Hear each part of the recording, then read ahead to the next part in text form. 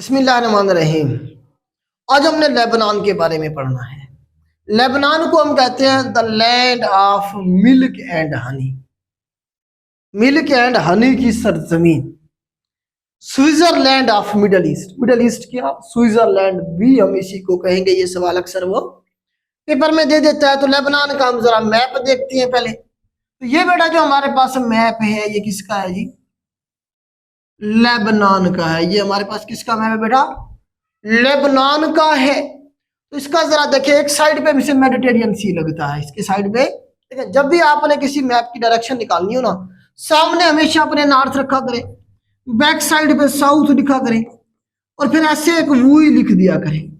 जिस साइड पे डब्ल्यू होगा वो आपका वेस्ट हो जाएगा, जिस साइड पे ई होगा वो आपका ईस्ट हो जाएगा।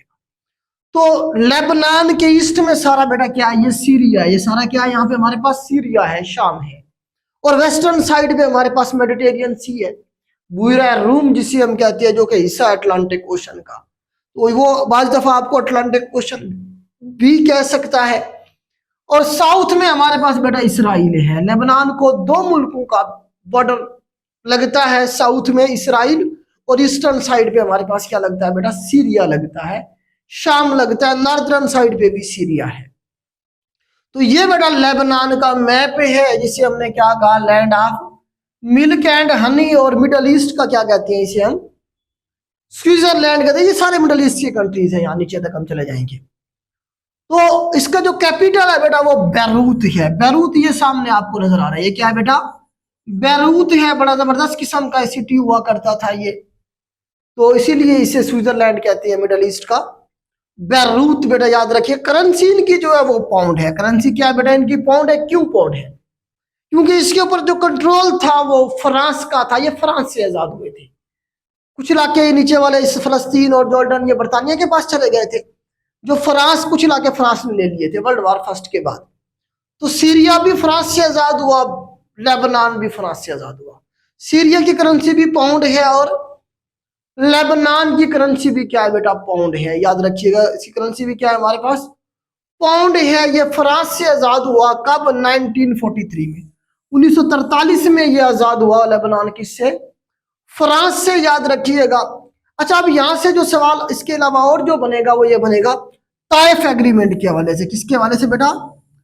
ताइफ एग्रीमेंट के हवाले से होगा। ताइफ एग्रीमेंट एक तो ताइफ में हुआ, जो सऊदी अरब का शहर है ताइफ, ताइफ की जो वादी है वहां पे ये हुआ था। असल में पता भी क्या है, यहाँ पे फ्रांस का कब्जा रहा। तो यहाँ पे तीन बड़ी जो है ना कौमें आबाद है। इससे पहले रोमन अंपायर यहाँ पे आबाद थी कभी, मुसलमानों की आमद से पहले। तो यहाँ पे तीन बड़ी कम्युनिटी है। एक क्रिश्चियंस कम्युनिटी है, क्रिश्चियंस की, क्रिश्चियंस रहते हैं यहाँ पे।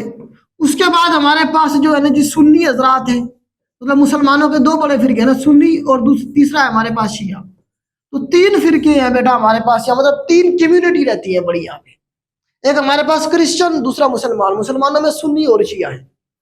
तो यहाँ पे जो है ना खाना जंगी रही बड़े अरसे तक। ये तीनों कम्युनिटी आपस में लड़ती रही, और जो है ना सिविल वार कहते हैं उसे, लेबनान की सिविल वार कहते हैं। तो ये बेटा 1975 में शुरू हुई थी, 1990 तक तकरीबन ये चली है सिविल वार। किसमें? हमारे पास लेबनान में। लेबनान में सिविल वार का टेन्योर भी याद रखिएगा। फिर ये तीनों कम्युनिटीज बैठी सऊदी अरब दरमियान में, या उसने कहा कि मैं आपका कोई मुआहदा करवाता हूं।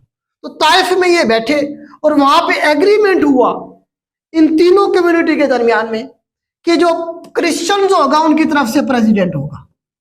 गवर्नमेंट का जो स्ट्रक्चर होगा वो क्या होगा जी? प्रेसिडेंट किसकी तरफ से होगा? क्रिश्चियंस की तरफ से होगा। जो सुन्नी है उन्हें कहा गया जी आपकी तरफ से पीएम होगा, आप पीएमशिप ले लें। आप क्या ले लें? पीएम जो होगा जब भी कभी लेबनान का होगा वो कौन होगा? सुन्नियों की तरफ से होगा। फिर कहा गया शिया कम्युनिटी की तरफ से क्या कहा? उन्हें दिया गया स्पीकर। स्पीकर जो होगा ये जो है ना शिया कम्युनिटी की तरफ से होगा। इस तरह से जो इन तीनों कम्युनिटी के दरमियान में जो मुआहदा तय पाया उसे कहा गया ताइफ एग्रीमेंट। क्या कहा गया? ताइफ एग्रीमेंट कहा गया। 1989 में हुआ। इसके रिजल्ट में फिर ये जो सिविल वार थी खत्म हुई। ये सिविल वार खत्म हुई। तो इस तरह से जो है ना यहाँ पे एक स्ट्रक्चर बना गवर्नमेंट का। उसके बाद यहाँ पे जो है ना जी हिजबुल्लाह के बारे में सवाल बनता है। हिजबुल्लाह, हसन नसरुल्लाह, ये दो नाम सुने होंगे आप। तो हिजबुल्लाह यहाँ पे एक ऑर्गेनाइजेशन है, militant and political organisation. Politically speaker जो होता है वो हमेशा हिजबुल्लाह की तरफ से होगा। शिया कम्युनिटी को रिप्रेजेंट करती है हिजबुल्लाह, ईरान के इन्फ्लुएंस है बहुत ज्यादा इनके ऊपर। तो हिजबुल्लाह की तरफ से स्पीकर होता है हर दफा। तो इस वक्त जो स्पीकर है बेटा उसका नाम है नबी बैरी, याद रखिएगा, इसका सवाल पूछा गया पेपर में कि इस वक्त करंट जो लेबनान का स्पीकर है वो कौन है, तो वो नबी बैरी साहब है। तो ये छठी दफा बना है बेटा, 6 टाइम, छठी दफा ये क्या बना है, स्पीकर बना है हिजबुल्लाह की तरफ से। 1992 में बना था पहली दफा, अभी तक बैठा हुआ है। सबसे लंबा टेन्योर इसी स्पीकर का है, लॉन्गेस्ट टेन्योर जो है ना स्पीकर के दौर में किसका, नबी बैरी साहब का, इसलिए इसका सवाल बनता है। इंपॉर्टेंट हुआ ना, छठी टर्म के लिए इलेक्ट हुआ है। तो ये हिजबुल्लाह की तरफ से है। तो हिजबुल्लाह कब बनी थी बेटा, 1982 में बनी थी, ये सवाल बनता है। 1982 के अंदर हिजबुल्लाह बनी। इसका जो लीडर है वो कौन है, ये हसन नसरुल्लाह है। हिजबुल्लाह को कौन लीड कर रहा है, हसन नसरुल्लाह लीड कर रहा है। तो हिजबुल्लाह के हवाले से ये 2-3 सवाल बनेगा। हिजबुल्लाह बेसिकली यहाँ पे मौजूद है और ये क्या करते हैं, इसराइल के ऊपर हमले करते हैं। नीचे इसराइल बैठा हुआ है ना, तो इसराइल इनके ऊपर हमले करता है, ये इसराइल के ऊपर हमले करते हैं। इस तरह से एक दूसरे के ऊपर ये मिसाइल मारते रहते हैं। तो हसन नसरुल्लाह याद रखिएगा हिजबुल्लाह के साथ आएगा। कब बनी हिजबुल्लाह, 1982 में बनी। और नबी बैरी जो है वो क्या स्पीकर है इस वक्त, किसके, लेबनान के। प्रेसिडेंट और प्राइम मिनिस्टर का स्ट्रक्चर अभी नहीं है। माइकल ऑन थे प्रेसिडेंट जो कि अभी भाग गए थे। तो यहाँ पे जरा स्ट्रक्चर फिर दोबारा से खराब हो गया, फिर यहाँ पे हालात बहुत ज्यादा खराब है, कोई अच्छे नहीं है लेबनान के। तो ये बेटा लेबनान के हवाले से मैक्सिमम सवाल थे जो बन सकते हैं आपके 1 पेपर के एग्जाम में। अगर हमारा लेक्चर अच्छा लगे तो दोस्तों के साथ जरूर शेयर किया करें, कंजूसी ना किया करें। आज के लिए इतना ही, अल्लाह हाफिज।